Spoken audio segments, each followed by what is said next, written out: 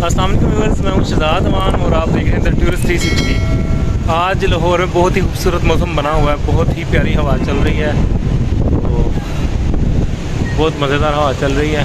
Mobile मेरा 2-3 बार गिरने की पोजीशन में था क्योंकि मैं किनारे के ऊपर खड़ा हूँ, ये देख छत के ऊपर। सब परिंदे इस टाइम खुश होंगे क्योंकि जिस तरह की खूबसूरत हवा चल रही है, मज़ा आ रहा है, बहुत ज़्यादा मज़ा आ रहा है।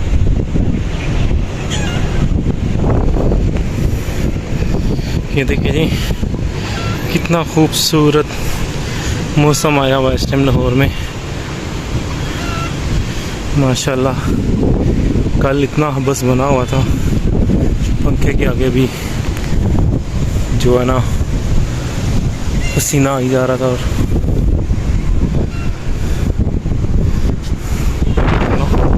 बहुत ही प्यारी हवा चल रही है इस टाइम, बादल ही बादल आए हुए हैं।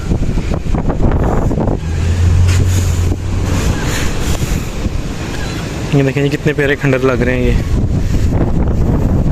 इतनी ज़बरदस्त हवा चल रही है कि मेरे मोबाइल हाथ से गिरने की पोजीशन में 2-3 बार हुआ है क्योंकि मैं किनारे के ऊपर खड़ा हूँ। ये देखिए,